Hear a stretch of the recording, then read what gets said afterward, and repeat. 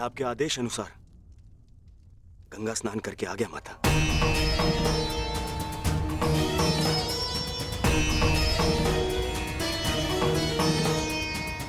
मैंने जैसे कहा था तुमने वैसे ही किया है ना पुत्र? जी माता। तो सज्ज हो जाओ पुत्र।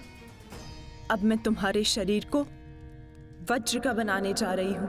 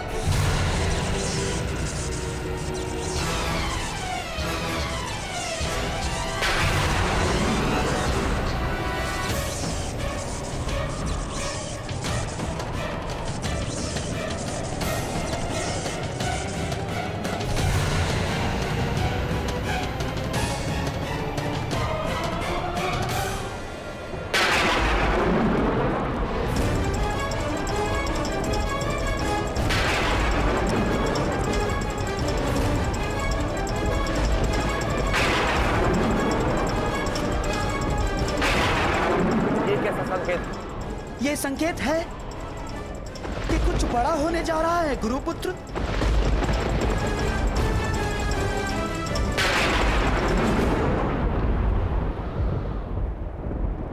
ये सब क्या हो रहा है आर्य? आपके गांडीव से ये स्वर कैसा? ये स्वर गांडीव की प्रत्यंचा का नहीं है पांचाली, मेघ गर्जन का है। परंतु कुछ समय पहले तक आकाश में ऐसा कोई संकेत नहीं था। मुझे भी समझ नहीं आ रहा है। जैसे आकाश में वज्र खड़क रहा हो और प्रतीत होता है कि इंद्रदेव की दृष्टि टेढ़ी हो गई है। नहीं विकोदर, ये संकेत है कि किसी की दृष्टि कई वर्षों के पश्चात किसी पर पड़ी है।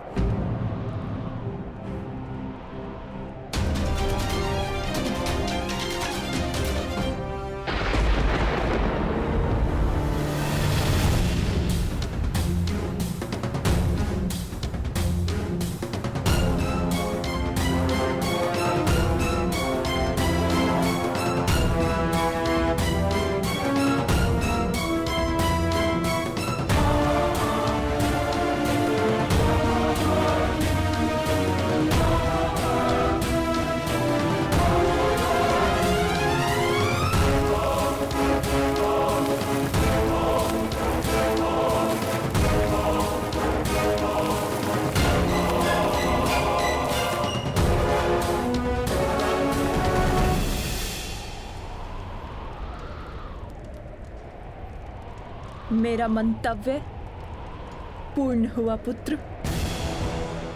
अब कोई तुम्हारा वध नहीं कर पाएगा। महादेव के आशीर्वाद और मेरे तप के प्रभाव से तुम्हारा संपूर्ण शरीर वज्र का हो गया है, जिसे क्षति पहुंचाना असंभव है।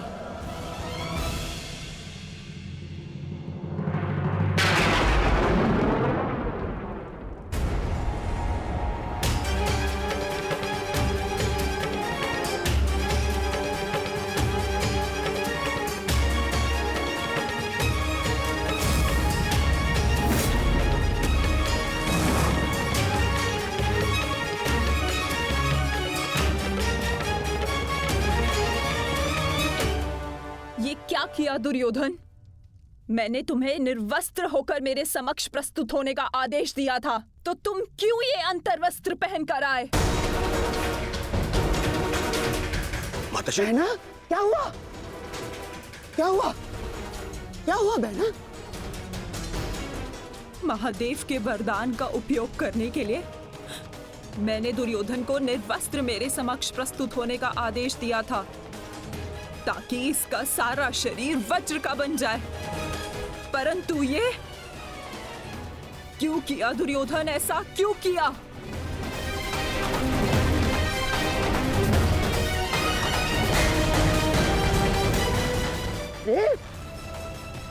तुम कभी कभी बुद्धि का भी प्रयोग कर लिया करो।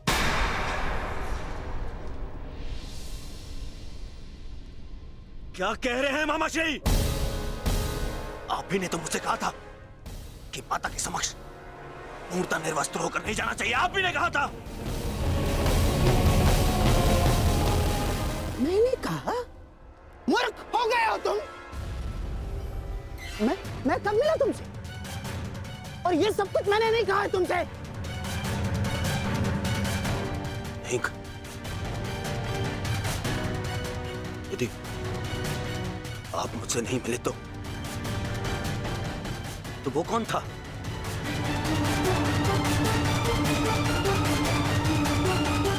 आपके पश्चात मुझे वो छलिया वासुदेव मिला था।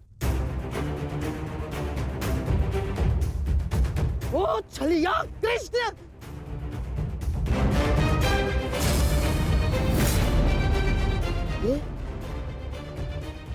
ये सब उस छलिए का किया धरा है दुर्योधन। मैं यहाँ से चलकर जाऊंगा, माताश्री का आदेश है। परंतु यहाँ से महल तक का मार्ग बहुत लंबा है प्रभु, आपको कुछ पहनना होगा। परंतु आप इस भांति अर्धनग्न अवस्था में। मेरी माता का आदेश है। माता पिता के आदेश का अक्षरशः पालन करना कोई आपसे सीखे युवराज। माता के समक्ष यूं अवघड़ बनकर जाओगे? लो, इसे अंगवस्त्र बनाकर धारण करो।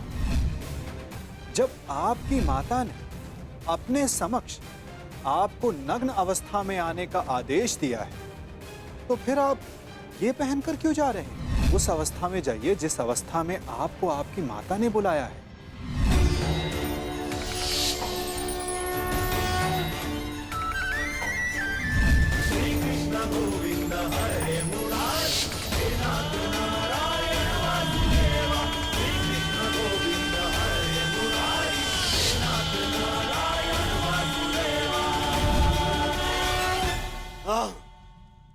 ये सब उसी के कारण हुआ है। मैं उसे नहीं छोड़ूंगा। मैं उसे जीवित नहीं छोड़ूंगा। जीवित नहीं छोड़ूंगा मैं उसे। बहना, मुझे ऐसा लगता है कि अभी भी समय शेष है। एक बार मेरे होने वाले सम्राट को पुनः देख लो। दुर्योधन, उतारो तुम्हारी ये अंतर्वस्त्र, उतारो। अरे तुम समझ सकते?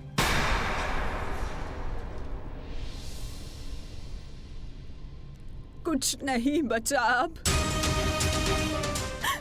कुछ नहीं बचा। वर्षों से संचित किया तप मैंने समाप्त कर दिया है भ्राताश्री। इसके पश्चात कुछ नहीं हो सकता।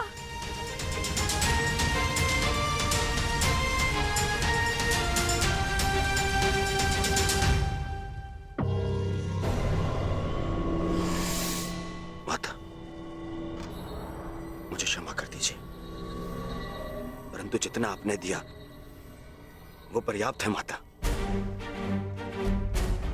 मेरे मित्र का प्रतिशोध लेने के लिए, उन पांडवों का अंत करने के लिए इतना भी पर्याप्त है माता। कमर से ऊपर सब कुछ वज्र का बन गया है माता। और नियम अनुसार भीम कमर से नीचे गदावार नहीं कर सकता।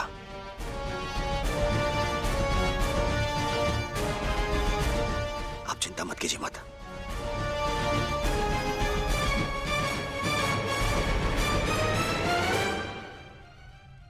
मुझे मेरे युद्ध के लिए सज्ज होना है। मुझे आज्ञा दीजिए माता। मैं वचन देता हूं कि मैं आपके इस आशीर्वाद को व्यर्थ नहीं जाने दूंगा। प्रणिपात माता। विजयी भव पुत्र, अवश्य ही तुम्हारी विजय हो।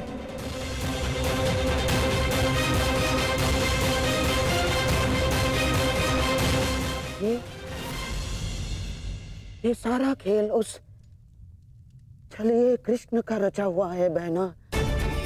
इसीलिए इस समय उसके मस्तिष्क में कोई ना कोई चाल तो अवश्य चल रही होगी। आप कहना क्या चाहते हैं भ्राताश्री?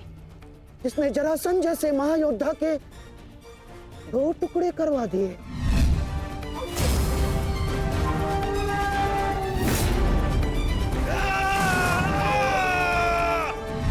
जिसने महामहिम भीष्म को उस शिखंडी का सहारा लेकर शरशैया पर लिटवा दिया।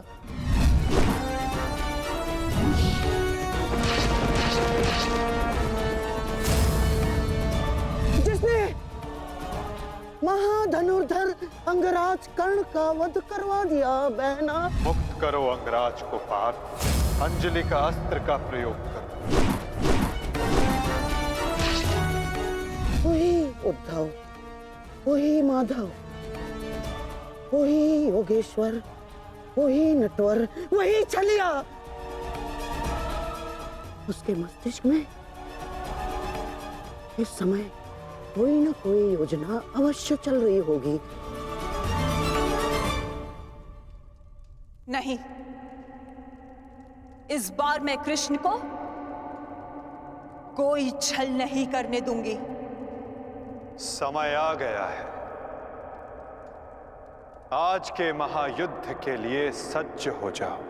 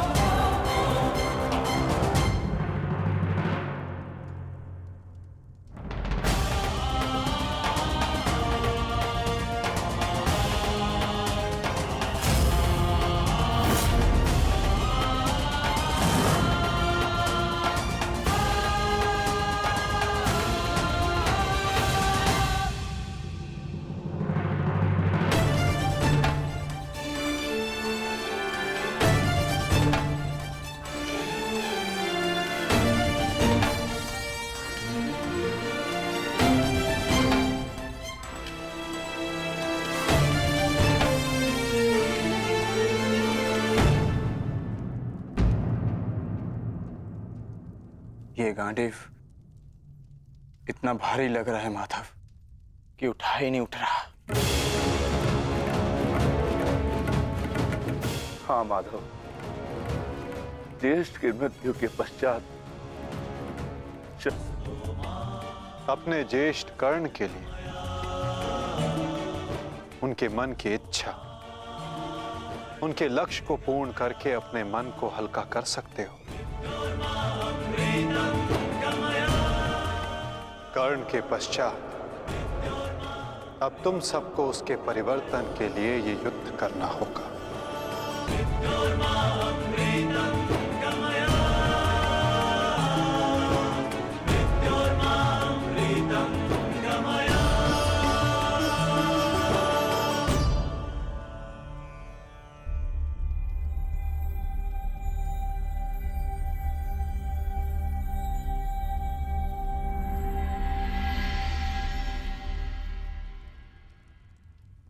तुम्हारे ज्येष्ठ कर्ण का लक्ष्य उचित था, किंतु मार्ग अनुचित था,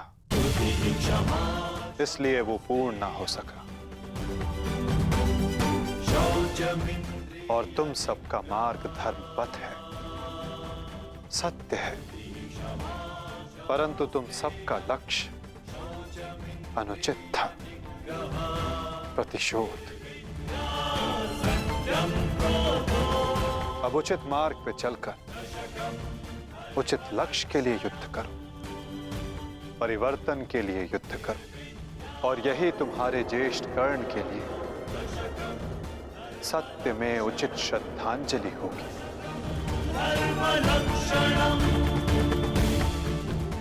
और परिवर्तन तब तक नहीं आ सकेगा जब तक दुर्योधन जीवित है।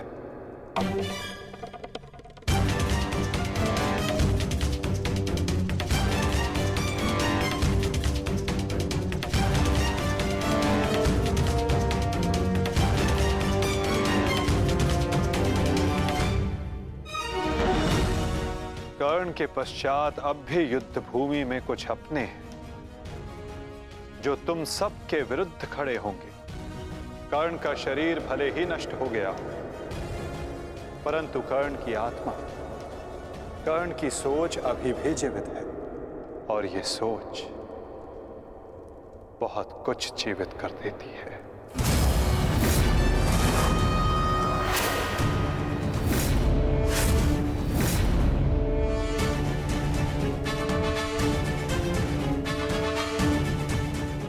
युद्ध का 18वां दिन।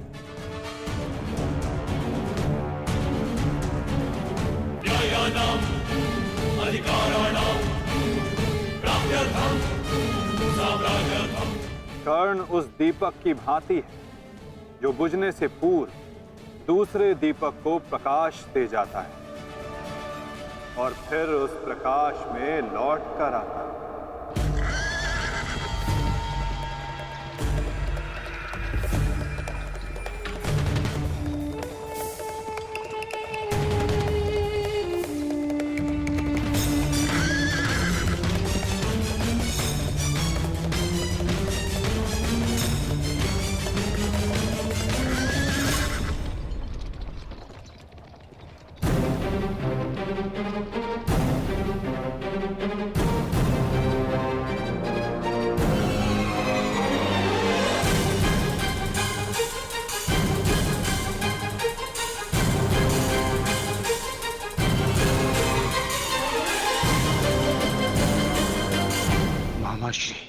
शैल्य, कहा था ना पार्थ, इस युद्ध में कुछ और अपने होंगे जो तुम्हारे विरुद्ध खड़े होंगे।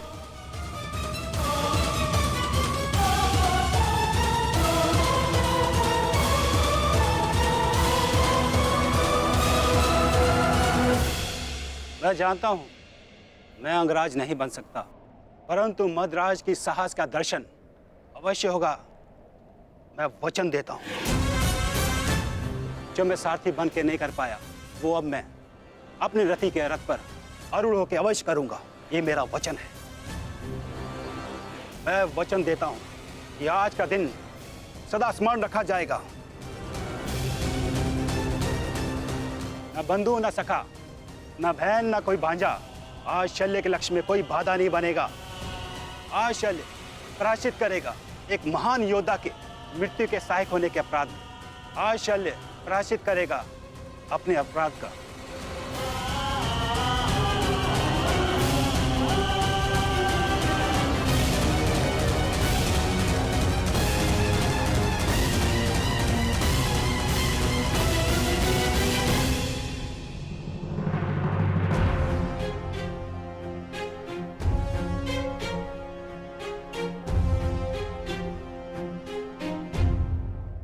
यदि ऐसा है तो आज साथ मिलकर लड़ेंगे शैल्य।